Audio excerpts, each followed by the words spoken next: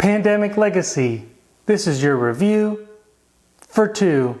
Good day, my name is Joe Gerba. Today I'll be going over Pandemic Legacy and how it plays with 2 players. Now I'm going to cover all of the Pandemic Legacies, 1, 2, and Pandemic Season 0. We have played all of them, just to kind of give you a little frame of reference. A little bit about the game. If you've played the original Pandemic, you'll be pretty familiar with some of the actions and a little bit how to play. You know, if you haven't played, you have a little character that has a few specializations. You'll be able to move as a few actions, remove disease cubes, kind of cure the whole world of the pandemic, of the plague, and really try to work cooperatively with everybody else and win the game. Let's see a little bit more how to play. Now in these Pandemic Legacy games, you'll be starting off with some of these cards. I don't want to show you too many of the cards because they do vary from game to game, but they're really the main resource of this game, the player resource. You can use them to travel around the globe to different spots, put up safe houses, put up bunkers, put up just different military bases, put up different things around the map. You can also trade them in for some more powerful effects such as curing diseases or placing some other thing that'll help you throughout the game on the board. So it's kind of like a set collection as well. You'll be going through these. You'll have some funding events, which are almost like free events that you can play.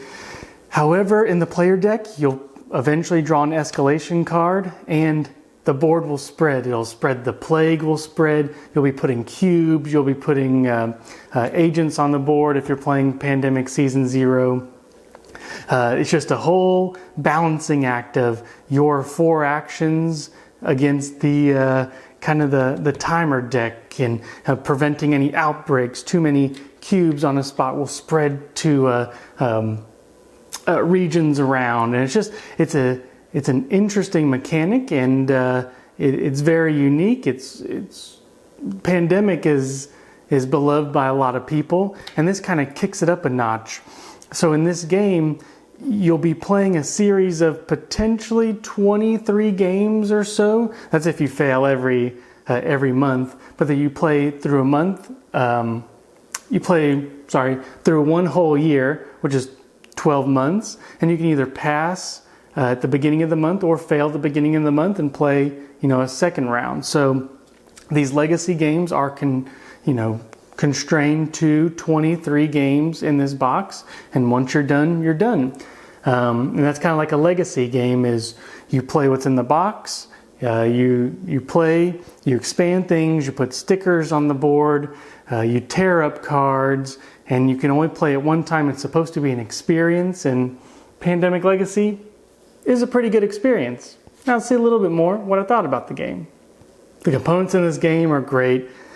It's just so interesting from legacy game to legacy game what you get in this box. You never quite know. We like to go in knowing nothing about the game, knowing nothing what we're going to get. Just start playing the game, start putting stickers on the board, revealing boxes in the game box, revealing these different letters that add rules, add a ton of just gameplay, a ton of different mechanics. It always spices it up.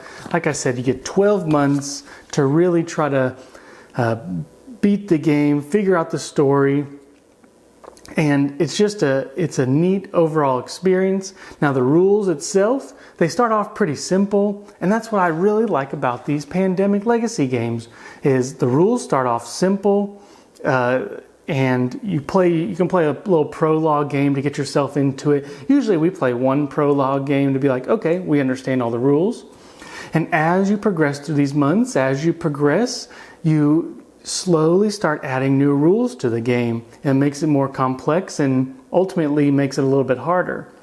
Now you also add assets to some of your characters, which can make the game kind of easier. So it's a nice balancing act of, you feel like you're kind of powering up a little bit, but the game's also powering up against you.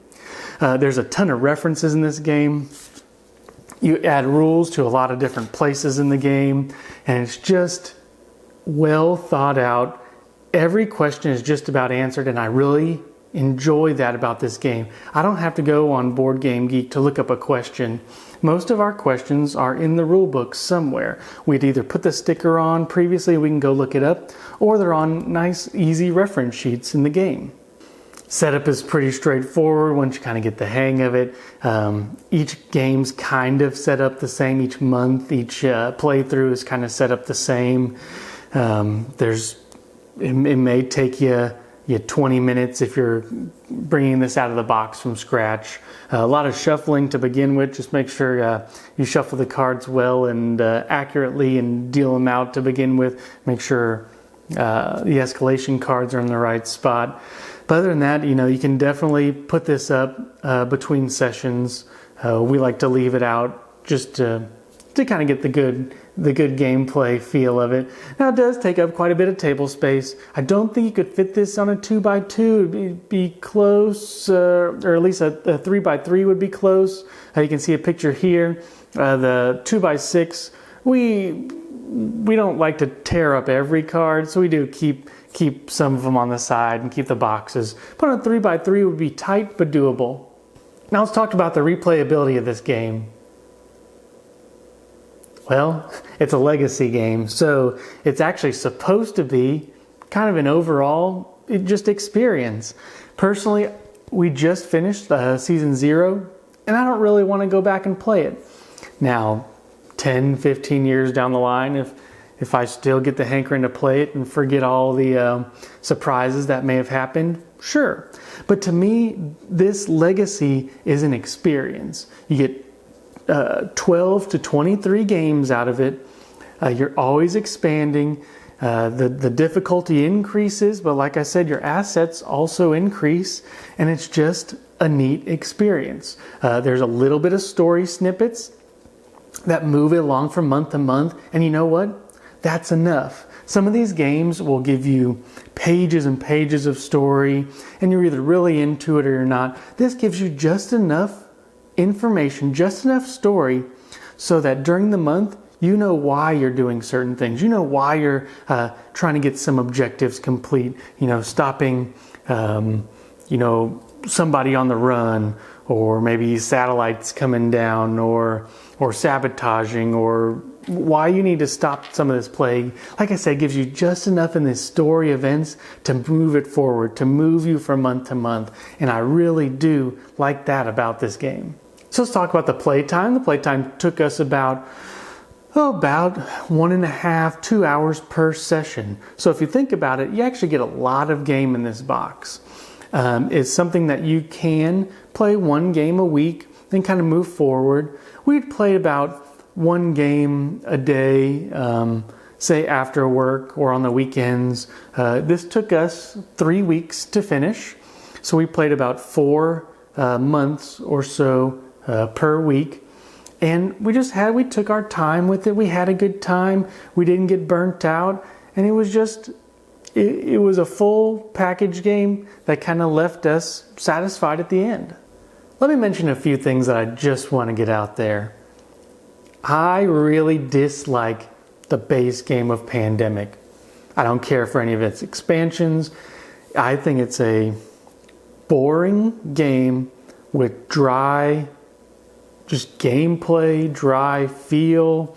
There can be an alpha dog at the table, somebody just pointing, moving everything. You could play this game solo by yourself, and the Pandemic, just the straight board game. I really dislike that game. However, I really enjoy this game because every game feels different, because there's escalations, because there's a little bit of story to keep me invested, because there's stickers on the board. There's events where if you let something outbreak, it may have dire consequences in the months to come.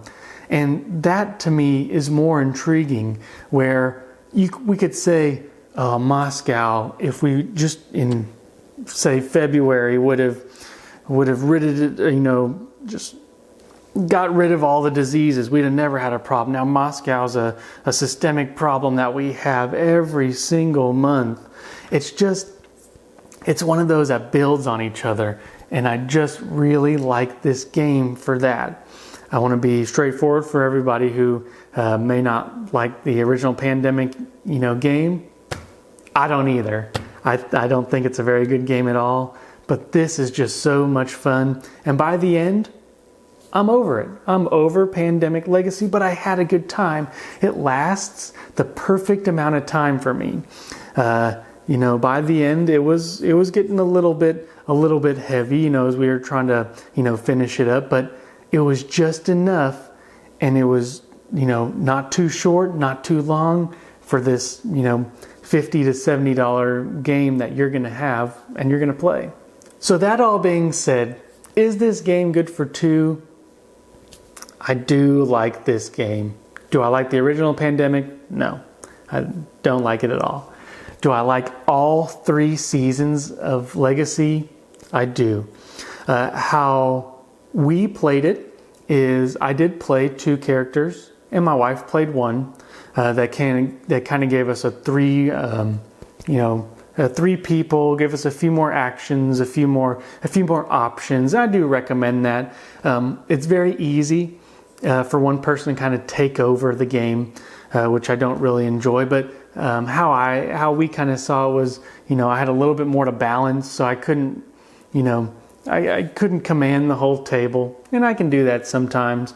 But there was a lot of times that, my wife would look at something and she would point out, hey, why don't we do this turn? Because everything's open hand. We play everything face up on the table. There's no hidden hand, so we can always help each other. And there was plenty of times in this game where I was like, man, that's a really good idea. Let's do that and see what happens. Playing with 2 people, you see the game differently. It's a very cooperative game, and I just enjoy that about this game. You are working with somebody else the entire time, and it feels like you and the other person against, the game. This is one of those pure co-op games where, the story is pretty good. The cards are going to be random, but they're going to be fair.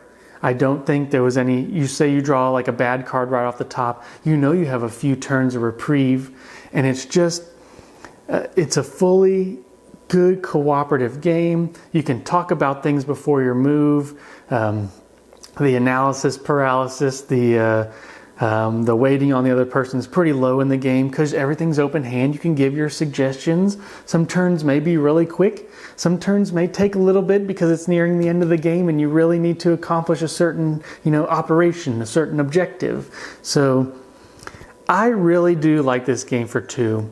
I don't think I would enjoy this game playing with 4 people. 3 people may be a stretch, but with 2, what I like about it is your significant other, your best friend, you can just play at your own pace. If you want to knock this out in 3 days, you can do it. If you want to knock it out in 3 months, playing 1 game a week, you can do it. And that's what I just like about this game is the dedicated group with you and whoever you're playing with just kind of makes a bond when you play this game. You're going to sit down, play for the month, discover what happens at the beginning of the month, look at the end of the month, see if you can upgrade anything or see what's coming your way. To me, this is a really good bonding experience for 2 players. So I recommend playing Season 1, then Season 2, then Season 0. I would not play 0, 1, 2. That's my own personal opinion. But I do like these games. After I make this video, I'm afraid to say we wrote down our score, and this is going to the bin. If you don't like that about this game, then that's okay, but I have plenty of games on my shelf that I haven't played in years, that I keep around that cost more than this. But I don't know if they brought the same experience that this brought. We bought it, we played it, we had a good time, and it's going to get thrown away, and it's going to be an experience in our minds that we'll never forget. So that's my review of all the kind of Pandemic legacies and how they play, and until next time.